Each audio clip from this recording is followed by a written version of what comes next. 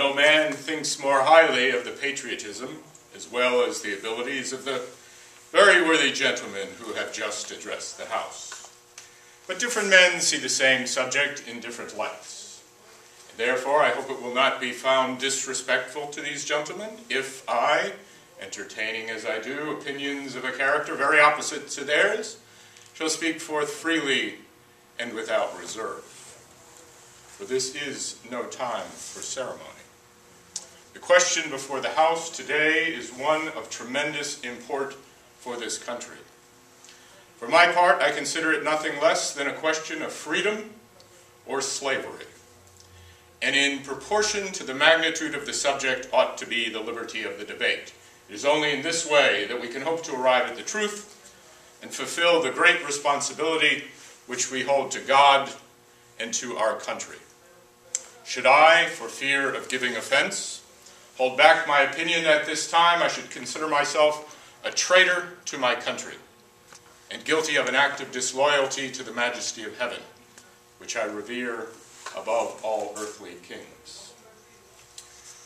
Mr. President, it is natural to men to indulge in the illusion of hope.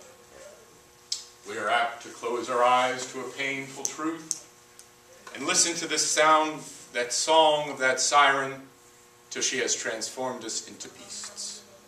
But is this the way of wise men charged with the great and arduous struggle towards liberty? Are we disposed to count ourselves among those who, having ears, hear not, having eyes, see not the things which most concern their temporal salvation? For my part, no matter what anguish of spirit it might cost, I want to know the truth, to know the worst, and to prepare myself for it. I have but one lamp to guide my feet, and that is the lamp of experience. I know of no way of judging the future but by the past. And judging by the past, I wish to know what there has been in the conduct of the British ministry over the last 10 years to justify those hopes with which gentlemen have been pleased to solace themselves and the House. Is it that insidious smile with which our petitions have recently been received? Well, trust it not, lest it prove a snare to your feet. Suffer yourselves not to be betrayed by a kiss. Ask yourselves, how does the gracious reception of that petition comport with the warlike preparations which cover our waters and darken our lands? Are fleets and armies necessary to a work of love and reconciliation? Have we proven ourselves so unwilling to be reconciled that force must be called in to win back our love? Deceive yourself not. These are the implements of war and subjugation. What means this martial array if not to force us into submission? Can there be any other meaning assigned to it? Has Great Britain any enemy in this corner of the world to call forth for this accumulation of navies and armies? No, she has not. They are meant for us. They can be meant for no other. They are meant to bind and rivet us upon the chains which the British Parliament and British ministry has for so long been forging. And what have we to oppose them? Shall we try argument? We have been trying that for the last 10 years. Have we anything new to offer upon the subject? Nothing. Shall we try entreaty and humble supplication? Where are we to find new themes that have not already been exhausted? No, I beseech you, deceive yourselves not. We have done everything that could be done to avert the storm that is now coming on. We have petitioned, we have remonstrated, we have supplicated, we have prostrated ourselves before the throne and implored its interposition to arrest the tyrannical hands of the British Parliament and ministry. And to what end? Our petitions have been slighted. Our remonstrances have produced further violence and injury.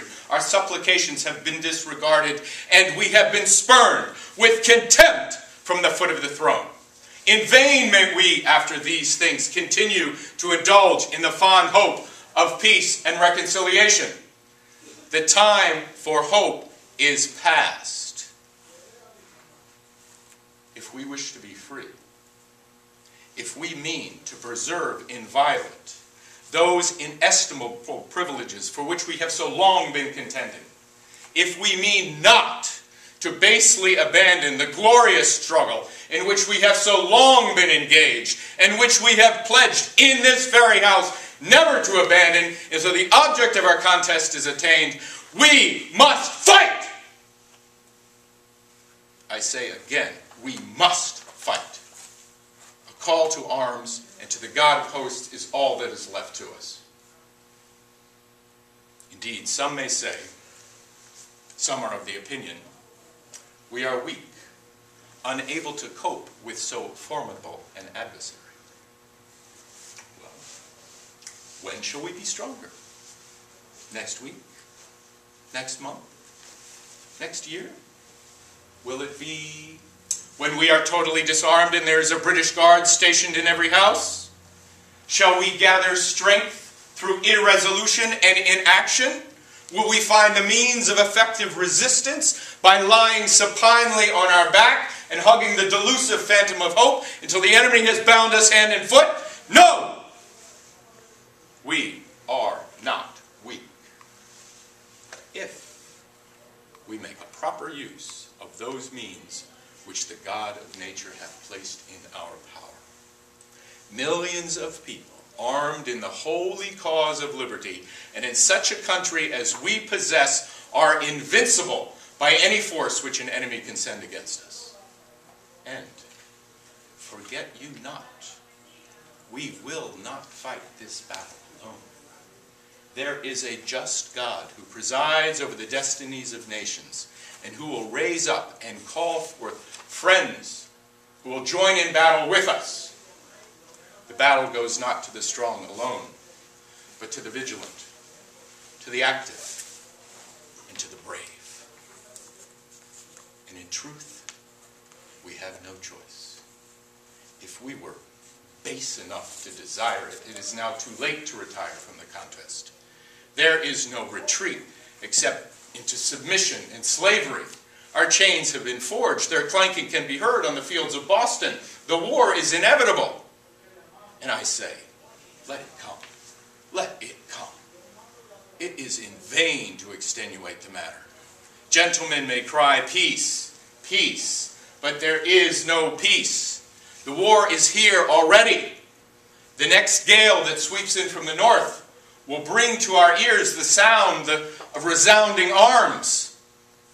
Our brethren are already in the field. Why sit we here idle? What is it we wish?